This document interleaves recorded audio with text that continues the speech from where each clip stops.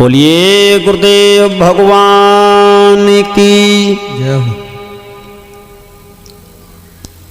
ये आपके उत्तराखंड में कुंडेश्वरी में सत्संग जो चल रहा है, स्वामी प्रवेश माधव महाराज जी के द्वारा आप प्रवचन सुन रहे हैं, भक्त जुड़ भी रहे हैं।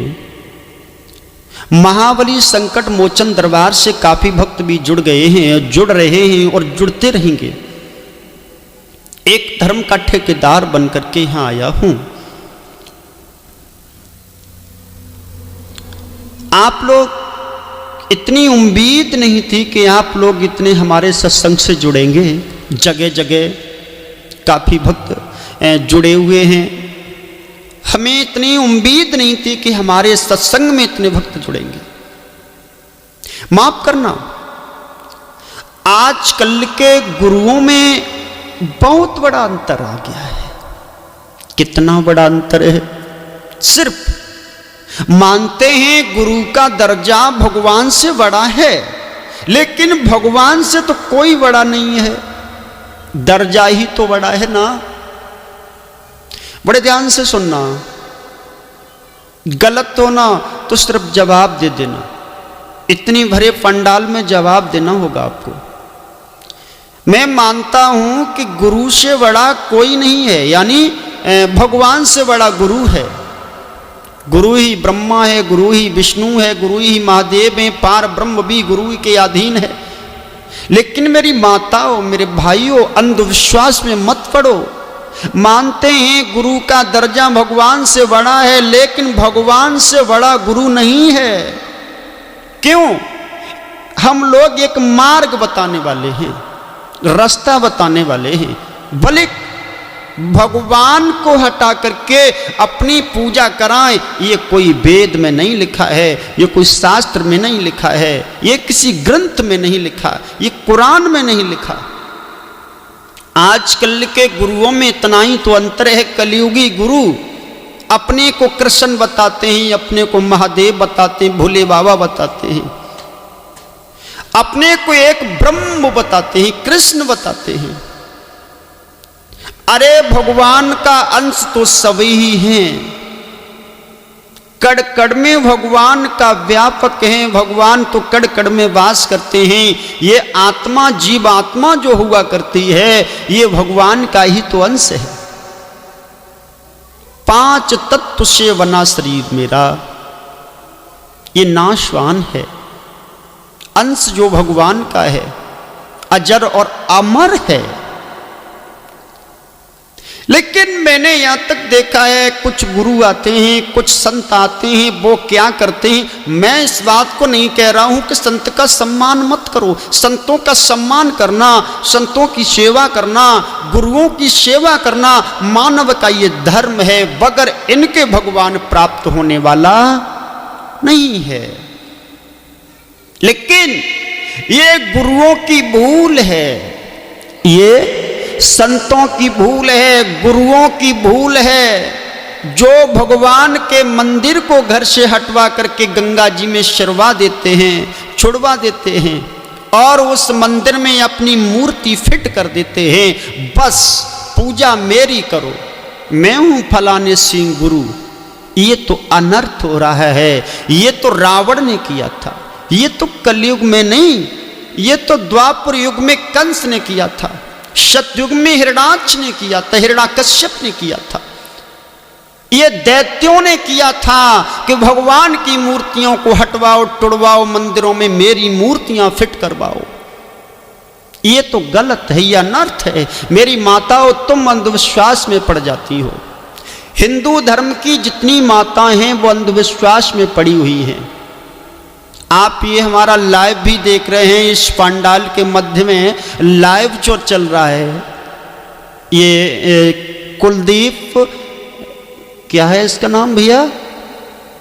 अच्छा, ये हमारा लाइव चल रहा है कुलदीप म्यूजिक घिरोर डिस्ट्रिक्ट मैनपुरी के द्वारा।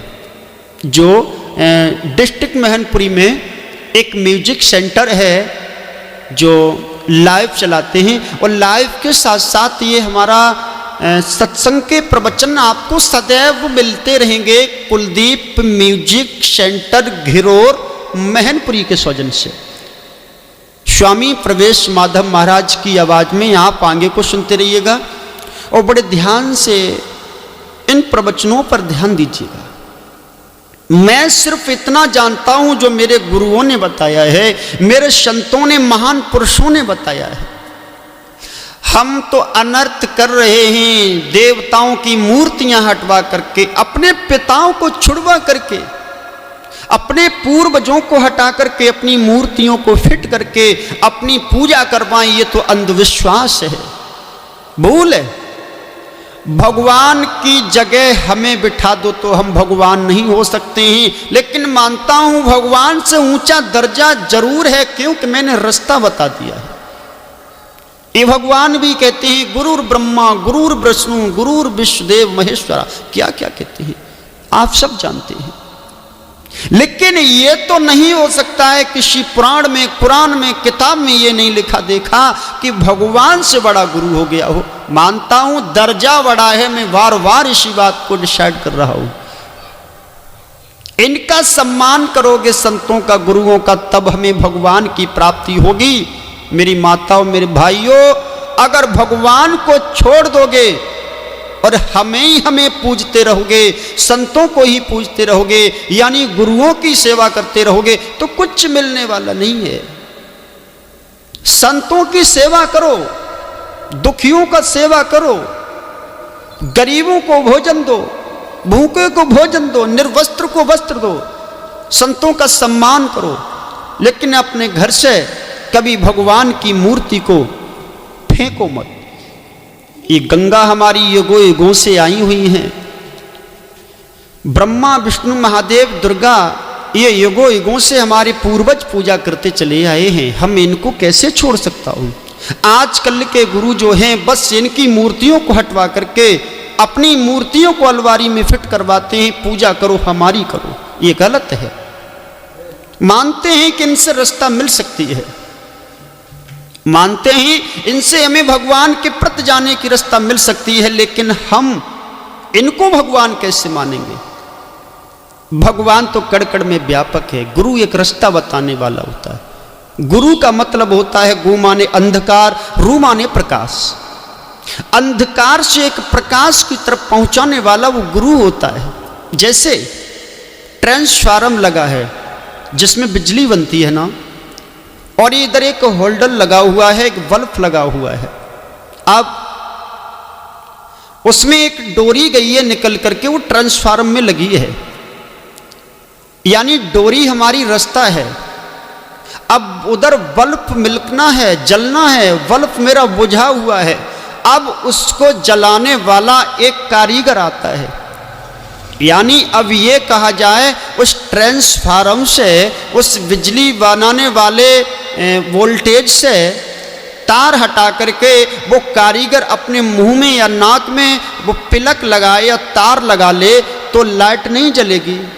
यानी कारीगर है वो कारीगर वो तार वहां लगा देगा जहां बिजली बनती है, तब हमारा बल्ब जल जाता है। इसी तरह से एक गुरु का काम होता है, अंधकार में पड़ा हुआ भक्त मानव उसको ज्ञान रूपी तार लगा करके, ज्ञान रूपी तार लगा करके पार ब्रह्म परमात्मा रूपी एक ब्रह्म से सुरति को मिला दे, भक्तों को मिला दे, ज्ञान मार्ग दे करके, तो उसे ही हम गुरु कहते हैं, उसे ही हम कारीगर कहते हैं।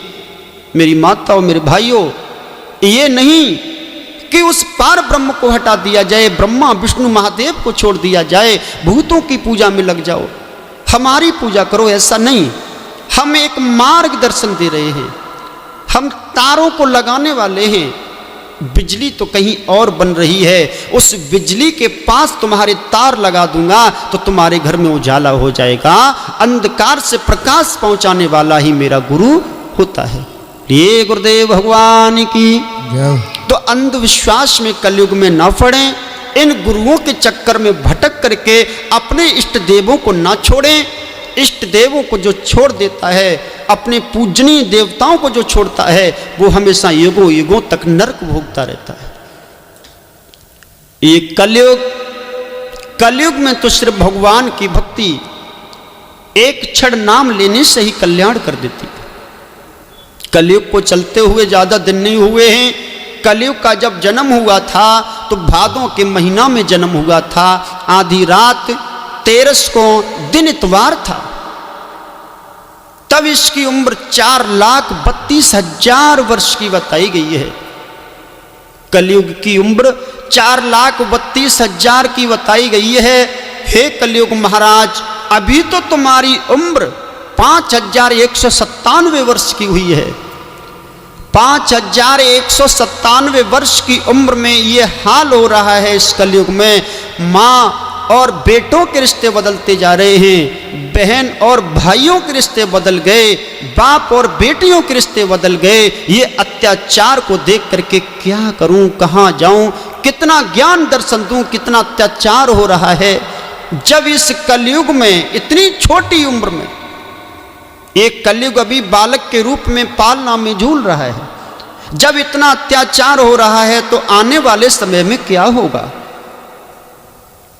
भरपूर जवानी पर जब कलयुग चलेगा, बहुत बुरे बुरे हाल होंगे, हाहाकार मच जाएगा। जब कलयुग की अंत में शेष 200 वर्ष रह जाएंगी, तब जिला शंबल में एक कलिक नाम का अवतार होगा, श्वेत वर्ण होगा।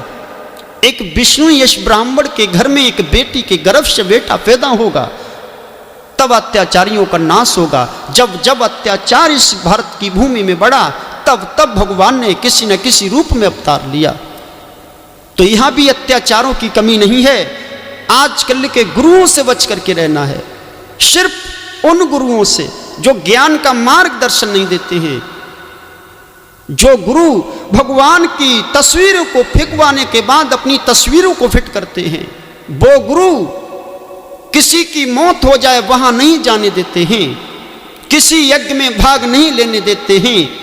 ऐसे महामूर्ख गुरुओं से दूर रहना है। परहित सर्ष धर्म ना कोई, पर पीड़ा सम दुख ना होई।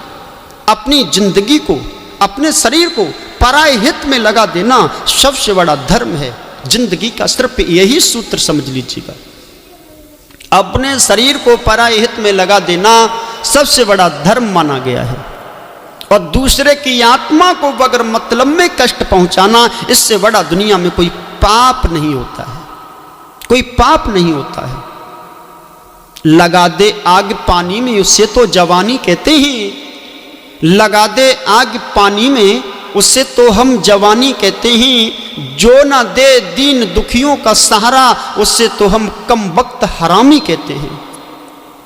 हरामी पुरुष वो होता है, महामूर्ख वो होता है, निशाचर वो होता है जो दीन दुखियों का सहारा नहीं देता है, अपने ही अपने में जिंदगी को बिता देता है। अंत में 25 रुपए के घड़े में आ जाता है जल करके, अंत में किसी वृक्ष पर लटका दिया जाता है, अंत में फिर उसे गंगा में बहा दिया जाता है। जिंदगी बस इसी में हो गई, कुछ नहीं किया, दूसरों को सहारा नहीं दिया। जिंदगी को बस इसी डमाडोल जिंदगी को एक मकड़ी के जाल में फंसा करके जिंदगी को बर्बाद कर दिया। तो मेरा भाइयों से सिर्फ ये निवेदन है, नित्य कर्म क्रिया करो। कर्ता क्रिया कर्म ट्रांसलेशन सरल। जिसका कर्ता क्रिया कर्म जब एक हो जाता है तो भगवान की प्राप्ति हो जाती है। ये सतगुरुदेव भगवान की